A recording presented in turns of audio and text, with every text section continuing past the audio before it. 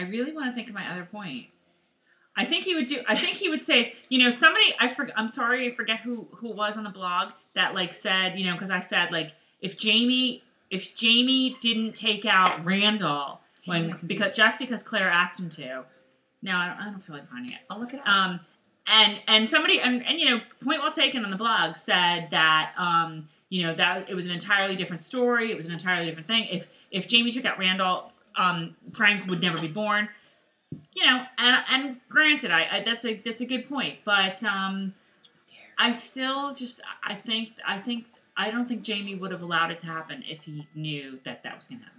And I had another point too, and I think he would have because it was the 18th century. Things were different back then. If Claire asked he him couldn't stand Gilly to anyway. stop it, he would have stopped it. We're not talking about whether or not he would have stopped it if Claire asked him to stop it. We're talking about whether or not Jamie knew what Colum had planned for Gilly. Would he have tried to stop it? And my point is, no. We're not saying if Claire asked him to or if Claire was privy. I'm just saying, could Jamie have known that something was going to go down with Gilly? Absolutely. Oh, that's the other reason. I think if Jamie really knew that something was going to go down with Gilly, he would not have left. Because he would know that Claire would be in danger. He would know that, like, Claire is going to, like, if Claire finds out about this, if Claire hears what's going on, she's going to go there and, like, no. Maybe Jamie figured he would just tell Claire to not go to see Gilly. And then Jamie was like, yeah, because that works all the time. Right, but then maybe he had somebody else in the castle who was supposed to be looking out for Claire and making sure she didn't go anywhere.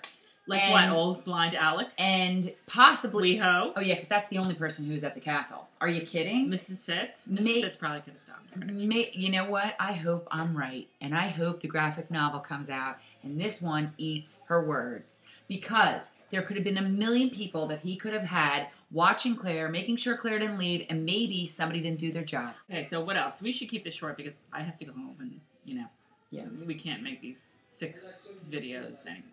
All right, so I'm really looking forward to reading more and finding out more of the details about what was going on behind the scenes while Claire was going through all of this with Gilly. I'm also very much looking forward to reading this part again because I don't think I've ever, as much as I've gone back over the books and read certain chunks, I don't think I've ever gone back and reread this part. And this is one of my very favorite parts, playlist-wise. Yeah, with the because all I want is you from U2, and you can just hear Bono belting that out. All I want is you, and Jamie's. Oh, I can't even talk about it. I want to say also though that the whole part of the reread, one of the most interesting things for me is the whole Dougal Jamie dynamic throughout the reread. Like, you know, Dougal, like Dougal, I think.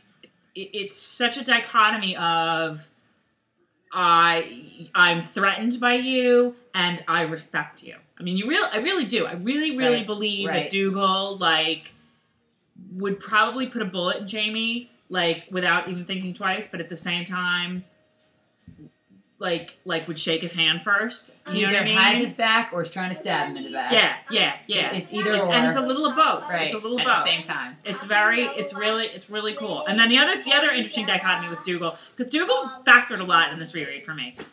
The Dougal-Claire dynamic was also and I think we might have said this. Much of a Dougal-Claire dynamic. The first 200 pages was really more of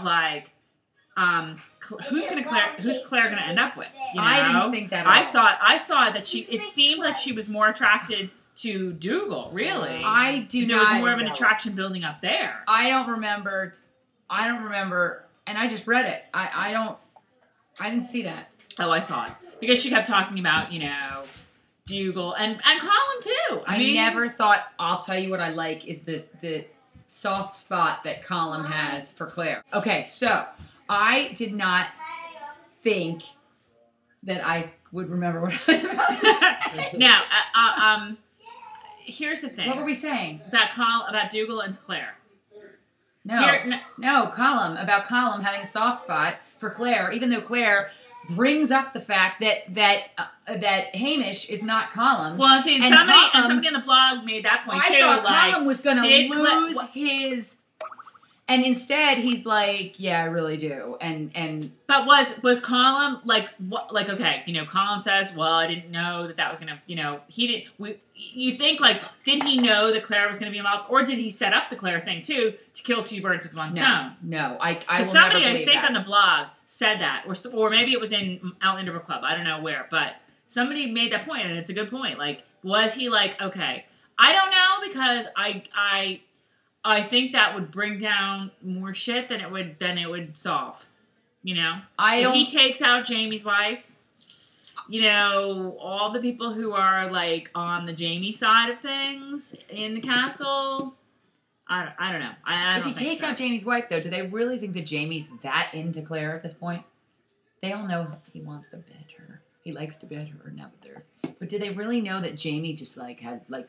Does Jamie even have an undying love for Claire? You know what? Because they say, somebody says, maybe it's once they get to Lollybrock, yeah, it is. It's Ian. Like, Ian's all like, like Jenny rocks my world or whatever. But then, like I can see, you're the same way with Claire.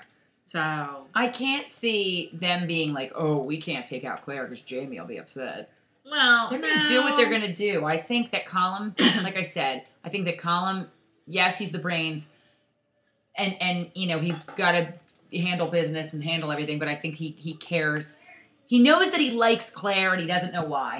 He can't really explain it, and he's like, I probably shouldn't like this woman, but I do.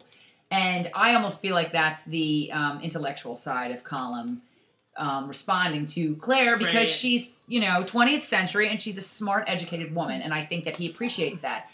Dougal, I think, lusts after Claire more. You know what I mean? And respects the fact that Claire's a tough chick, and Dougal sees that. Right. But the whole Colum thing, I think Colum likes her, but that's not gonna, if he thinks she needs to go, if he thinks that she's in his way, won't stop. Oh, it won't stop either one of them. Here's my question.